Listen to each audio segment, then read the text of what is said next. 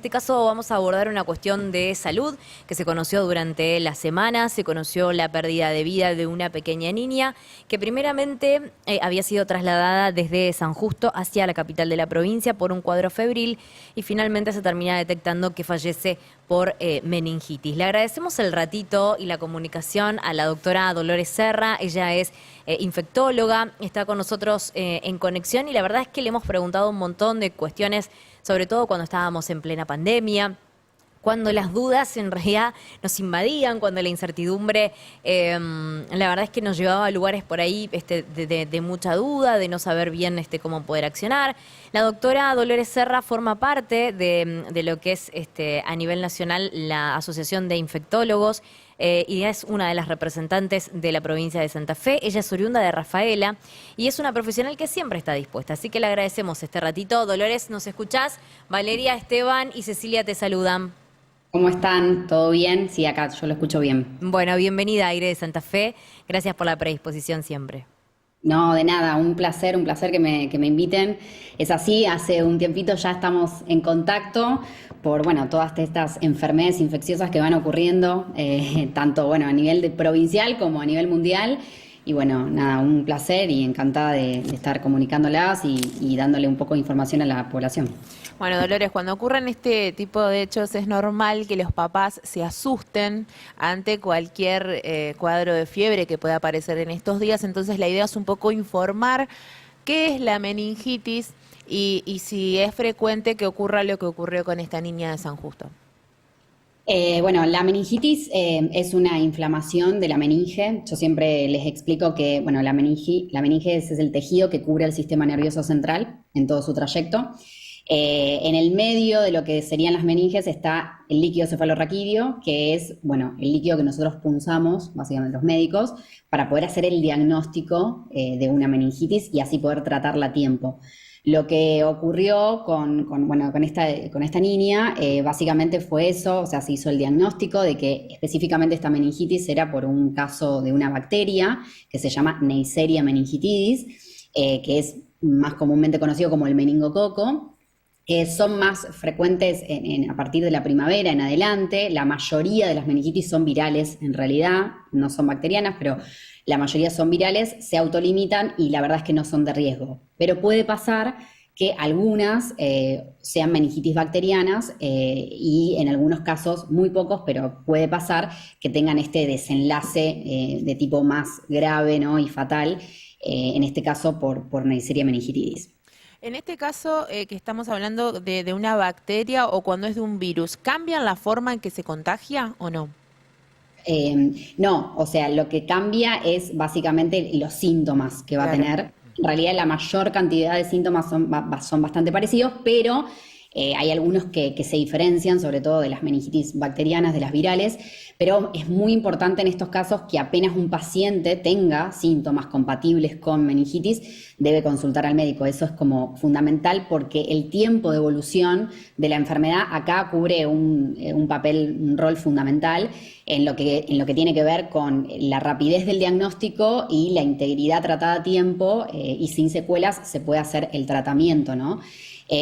Los síntomas son muy parecidos en general, ¿sí? El dolor de cabeza, que yo siempre digo, la fiebre y el malestar general son como lo más común entre las virales y las bacterianas, pero cada meningitis va a tener una individualidad en algunos síntomas, ¿sí? Y sobre todo en el tratamiento, ¿sí? Que no va a ser lo mismo el tratamiento para una meningitis viral que para una bacteriana. Por eso es muy importante esto que te digo, la rapidez en el diagnóstico lo más temprano posible. Claro, ¿se puede inferir, digamos, que por ahí puede haber habido alguna cuestión de demora en la atención de esta niña? Entiendo que vos no la atendiste, que no formas parte de ese grupo médico, que no tenés tampoco la historia clínica.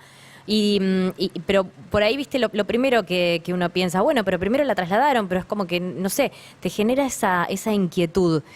¿Puede haberse retrasado y eso complicar o complejizar el cuadro?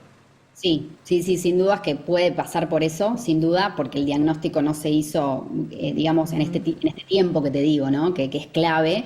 Y precisamente lo que tiene esta meningitis meningocócica por la Neisseria meningitidis, esta bacteria que te comentaba, era que puede evolucionar, además de estos síntomas que te digo, puede evolucionar a lo que pueden llamar la septicemia meningocóxica, que es también conocida como la meningococcemia, en la cual es una infección, es como si fuera del torrente sanguíneo, o sea, no solamente está en la meninge, sino que también ya abarca todo lo que es la sangre, ¿no? Entonces, cuando alguien tiene una septicemia meningocóxica, las bacterias entran en el torrente sanguíneo, se multiplican y dañan las paredes de los vasos sanguíneos, y por lo tanto ahí es donde empiezan a causar las hemorragias en la piel, en los órganos, que era un poco lo que contaban en esta niña. Claro.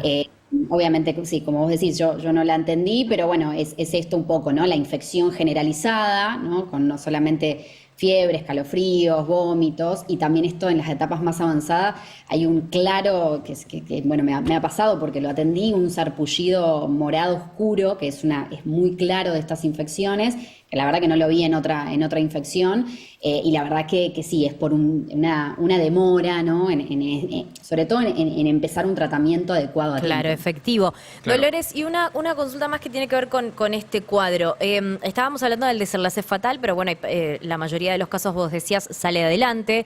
¿Tiene consecuencias la meningitis después en los afectados? Sí, en este caso, como te digo, es muy, muy importante definir qué tipo de meningitis, o sea, si bien. es viral o una bacteriana, pero sí, puede haber secuelas, como te digo, en esto del tiempo, puede haber secuelas a mediano o corto plazo, y también esto es muy importante, esto, lo que les decía, de los síntomas, de tener en cuenta muy bien los síntomas y de hacer esta punción que te hablé al principio, ¿sí? Del líquido cefalorraquídeo, que es ese líquido que recubre las membranas, para exactamente ver, bueno, a ver, es una meningitis viral, es una meningitis bacteriana, si es una meningitis bacteriana, bueno, hacer el cultivo, que dentro de las bacterianas, el meningococo es una de las causas, pero también está el neumococo, ¿sí? El famoso neumococo, y también la Haemophilus influenzae, que es otra de las bacterias, que como te digo, tratado con antibiótico tempranamente, evoluciona muy bien y rápido, ¿sí? Si Claro. no pueden ser mortales o dejar grandes secuelas, que era lo que te decía. Por eso que tenemos que tener muy claro que todo este tipo de patologías tienen que ser rápidamente diagnosticadas. Doctora, te consulto, ¿hay algún tipo de vacuna, sobre todo para la parte viral de todo esto? Viral no, como ¿Viral te no? decía, recién, como te decía, esto son las que son virales se autolimitan y no son de riesgo. Ah, claro. En cambio, las que sí, en en realidad, bueno, existen vacunas en el calendario oficial nacional que son gratuitas y permiten prevenir algunas de las formas del meningococo, que es precisamente la que bueno, le pasó a esta niña, ¿sí? Que se denomina la vacuna antimeningocóxica conjugada tetravalente. Esa vacuna está en el calendario, ¿sí? Nacional de vacunación, está disponible gratuitamente y permite proteger contra esto, precisamente contra estas infecciones graves que son causadas por el meningococo, por ejemplo, lo que les contaba, la enfermedad meningocócica invasiva y sus potenciales complicaciones.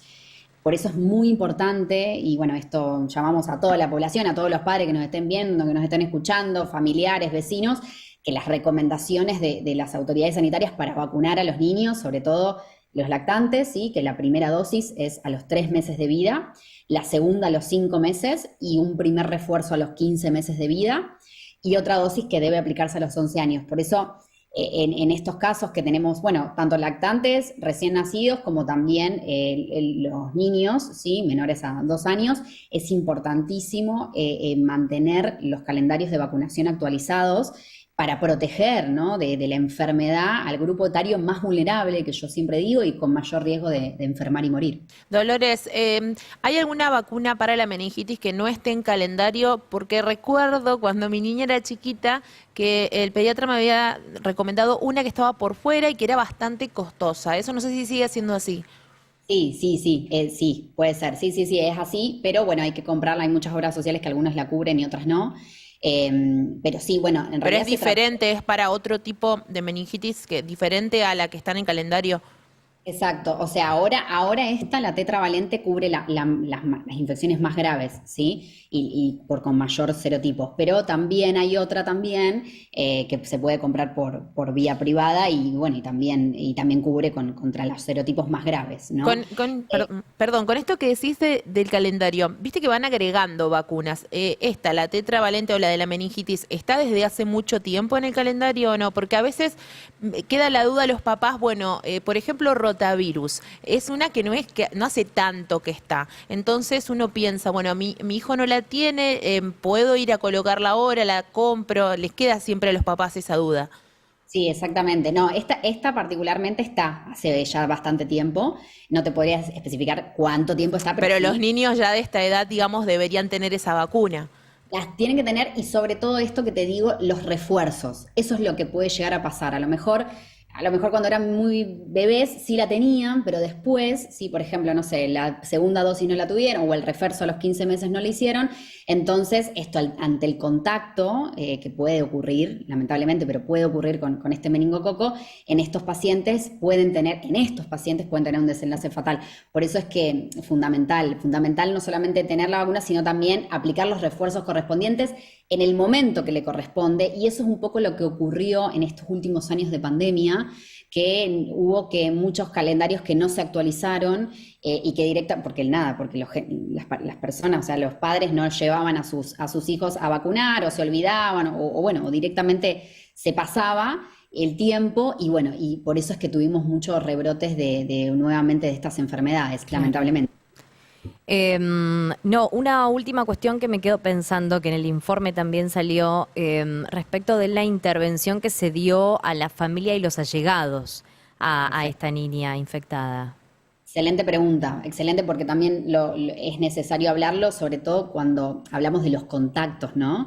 Esta enfermedad es muy importante el tema del contacto estrecho, ¿sí? Cuando lo que hay que hacer, si es una meningitis por meningococo, es dar un tratamiento, ¿sí? Estas personas que tuvieron contacto estrecho con esta niña, es importante darle este tratamiento. Hay meningitis y etiologías de este tipo que tienen mecanismos de prevención como las vacunas que les contaban y el tema de indicar las pautas de alarma, de indicar las pautas de control frente a casos de, por ejemplo, cuadros febriles de los contactos, tomar los antibióticos a nivel preventivo, a todos los contactos, tanto familiares como también los contactos más cercanos, para eliminar lo que significa el papel de portador del meningococo y básicamente evitar que se aparezcan casos secundarios. Lo que tiene esta enfermedad es que hay portadores de meningococo que a lo mejor no hacen la enfermedad, pero la transmiten. Entonces, eso es lo que hay que tratar de evitar, digamos, de prevenir. Claro. Y obviamente, sí, siempre recomendar la consulta a quienes hubieran estado en contacto con la paciente, ¿sí? Una semana antes del inicio de los síntomas. ¿Sí? Eso es fundamental. Me gustaría Bueno. hacerte una última, por lo menos de mi parte, Dolores, y tiene que ver con, hablaste de los síntomas hoy, dijiste dolor de cabeza, dijiste fiebre, y muchas veces esos son síntomas de un montón de cosas en los niños. Y si bien lo ideal sería que cuando una criatura tiene fiebre, ir al médico, también sucede que en muchas localidades no hay suficientes pediatras, no hay centros de salud y a lo mejor esta situación ocurre de noche. ¿Qué nos puede dar un indicio de que esa fiebre o de que ese dolor de cabeza puede ser grave? ¿Hay alguna forma como los papás que puedan observar algo? A veces vemos que el pediatra toca en la nuca, o aprieta algo que nosotros podamos darnos cuenta, bueno, hay que salir volando el médico. Excelente. También muy bien esa pregunta, sobre todo con los más chiquititos, que a veces, o sea, no nos dicen, o me siento mal, o mamá me duele la cabeza, o sea, no te lo pueden decir básicamente. Entonces, es posible que los recién nacidos y los bebés, ¿no? En general, no tengan estos síntomas clásicos, tipo de dolor de cabeza, rigidez de nuca, las náuseas, los vómitos. Entonces, es muy difícil notarlos en ellos y los bebés la característica es que pueden estar más lentos, ¿sí? Es como que se los ve como inactivos y también más irritables, ¿sí? No quieren comer, obviamente, pueden tener vómitos, estos vómitos que se denominamos como incoercibles, o sea, que no paran de tener vómitos, como no es un poquito, sino que es mucho. Pueden no comer bien, ¿sí? O tener bien lo que se denomina la fontanela anterior, que bueno, es la parte blanda del cráneo más adelantada, que la tienen como abultada. ¿Por qué? Porque se empieza como a generar, ¿no? La inflamación de las meninges, del líquido. Entonces, eso es lo que vamos notando, no solamente la madre, sino también a veces, bueno, el pediatra, ¿no? Es fundamental el papel del pediatra en estos casos. Para notar esos síntomas en estos bebitos que, como te digo, no nos están diciendo me siento mal, tengo dolor de cabeza. A veces, generalmente la fiebre está, ¿sí? Eso siempre está. Pero bueno, nada, tener en cuenta ya que es muy frecuente en los niños y en los recién nacidos, en tener en cuenta estos síntomas para cualquier tipo de meningitis, ¿no? No solamente esta bacteriana, sino también, las virales. Pero bueno, y también pueden tener esto que le decía, el estado mental como alterado, como estar confusos, y una dificultad para fotofobia, o sea, mayor sensibilidad de los ojos a la luz. Sí, todo Así esto que, por la presión del líquido en la cabeza. tal cual, tal cual. Cuando alguien tiene meningitis, meningocócica, por ejemplo, las bacterias infectan el tejido que cubre el cerebro y la médula espinal y causan inflamación. O sea, esa inflamación se inflama, se inflama y produce el dolor de cabeza, ¿no? La rigidez de nuca, obviamente la fiebre alta, el estado de mental así como que están confundidos, están irritables.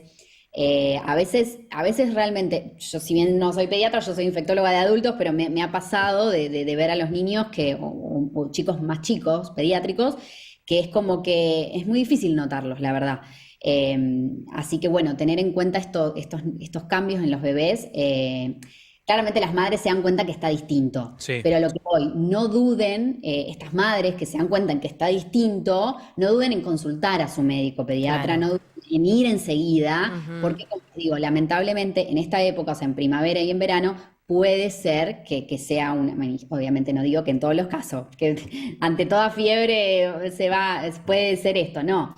Sí, es verdad que se confunden por ejemplo, con una gripe, bueno, con otras infecciones, pero la verdad es que para descartar que no sea una meningitis tienen que consultar lo más rápido que sea posible, y obviamente el pediatra estar ahí atento a estos Atento, síntomas. claro. Exacto. Bueno, Doc, muchísimas gracias por todo este tiempo, gracias por la buena onda, gracias por la explicación súper llana y súper clara, por ponernos ahí las banderitas rojas para decir, bueno, dónde tenemos que prestar atención y por toda la data que nos das, que siempre nos lleva mucha claridad, sobre todo en estos tiempos, ¿no? Donde por ahí pasa algo y enseguida la incertidumbre nos invade y no está buena la sensación, así que la data es la justa siempre. Gracias, Doc, te mandamos un beso grande.